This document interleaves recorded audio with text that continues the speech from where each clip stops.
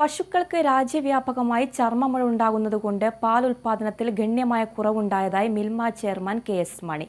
കാലാവസ്ഥാ വ്യതിയാനം മൂലവും പാൽ കുറയുന്നുണ്ടെന്നും അദ്ദേഹം കോഴിക്കോട് വാർത്താസമ്മേളനത്തിൽ പറഞ്ഞു.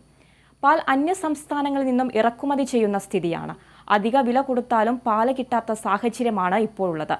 തമിഴ്നാട്ടിൽ നിന്നും കർണാടകയിൽ നിന്നും പാൽ ലഭിക്കാത്ത സാഹചര്യമാണ്. ആന്ധ്രയിൽ നിന്നും പാൽ കൊണ്ടുവരുമ്പോൾ അധിക ചിലവ് ഉണ്ടാകുന്നുണ്ട്. മലബാറിൽ പദ്ധതികൾ ആവിഷ്കരിച്ച് വില നിയന്ത്രിക്കാൻ ശ്രമിച്ചു. കേരളത്തിൽ ഉൽപാദനത്തിൽ വലിയ കുറവ് തന്നെയാണുള്ളത്. സംഭരണ വർധനവും വേണമെന്ന് സർക്കാരിനോട് ആവശ്യപ്പെട്ടിട്ടുണ്ടെന്നും മിൽമ ചെയർമാൻ പറഞ്ഞു.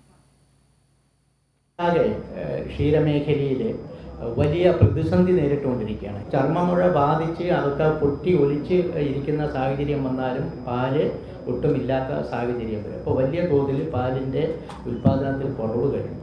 അതുകൂടാതെ ഈ കാലാവസ്ഥാ വ്യതിയാനം നമ്മുടെ ക്ഷീരമേഖലയ്ക്ക് വലിയ ഒരു പുറകോട്ടടി ഉണ്ടായിട്ടുണ്ട്.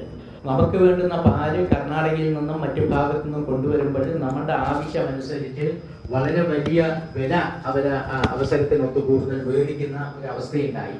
അപ്പോൾ അധിക വില കൊടുത്താലും നമുക്കിപ്പോൾ പാല് കിട്ടാത്ത ഒരു സാഹചര്യമാണ് നമ്മൾ അഭിമുഖീകരിക്കുന്നത്. നമുക്ക് ഏറ്റവും അയൽ സംസ്ഥാനങ്ങളായ കർണാടകയിൽ നിന്നും തമിഴ്നാട്ടിൽ നിന്നും ഒരു തുള്ളി പാല് പോലും നമുക്ക് കിട്ടുന്നില്ല.